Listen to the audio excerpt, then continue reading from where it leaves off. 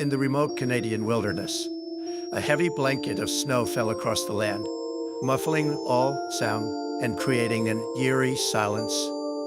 A cozy little cabin stood alone among the towering pine trees, its windows flickering with a warm glow. This was supposed to be the perfect holiday getaway for Yusuf and Dylan, two close friends seeking an escape from their bustling city lives.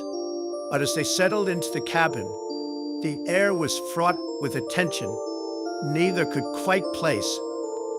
They unpacked their bags and lit a fire in the fireplace, sharing laughter and memories as they reminisced about their years of friendship. Yet, beneath the surface, unresolved issues festered. Yusuf, often the more adventurous of the two, was struggling with doubt, while Dylan seemed more comfortable distancing himself from the past. Despite the warmth inside, an unsettling chill crept into their bones. On their first day, they ventured into the surrounding woods, drawn by the tranquil beauty. But as they walked deeper, the atmosphere shifted.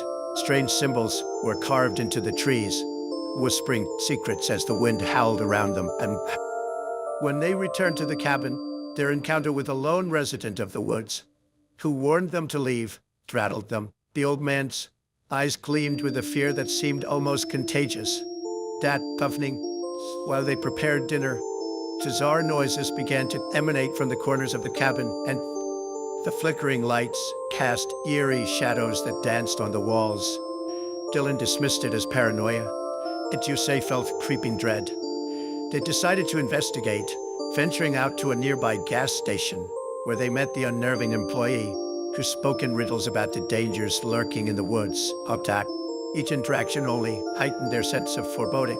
As the days progressed, dread turned to terror when they encountered a disturbing delivery driver who lurked at the gas station. His questions were inappropriate and unsettling, embedding the notion that something ominous awaited them. Yusuf's curiosity about the supernatural spiraled out of control, while Dylan remained rooted in skepticism, resulting in a growing rift between them.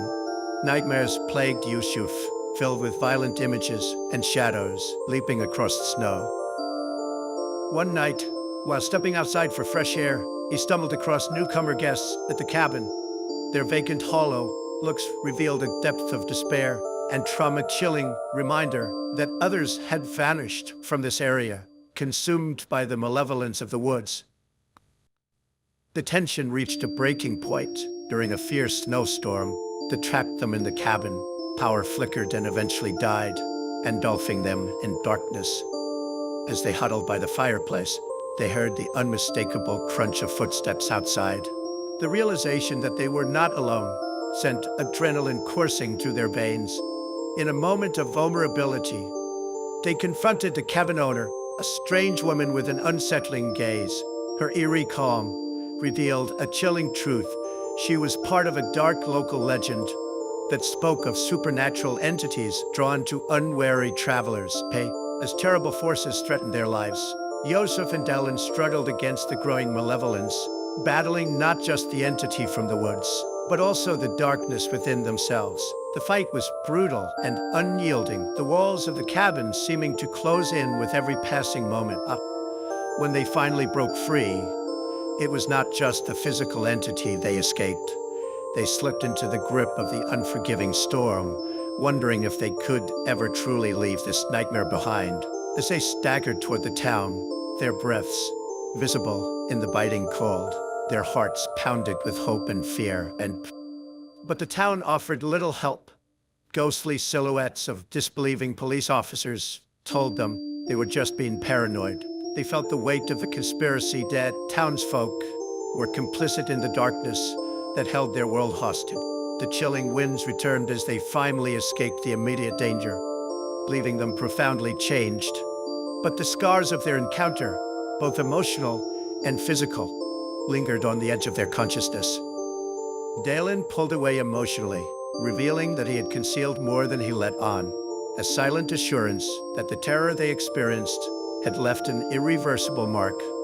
Finally, the camera panned back to the snow-covered cabin, silhouetted against the night sky.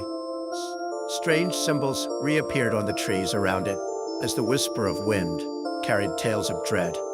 Inside, All was dark, and the horror it harbored lay in wait for the next unsuspecting group to stumble upon its chilling embrace. The screen faded to black, leaving viewers with a lingering sense of unease and a single question: what had truly transpired in those woods? And who would be next? This bone-chilling story serves as a cautionary tale about the unknown dangers of the remote wilderness. It leaves us questioning our beliefs and relationships, especially when faced with the unspeakable. Would you dare to venture into the unknown?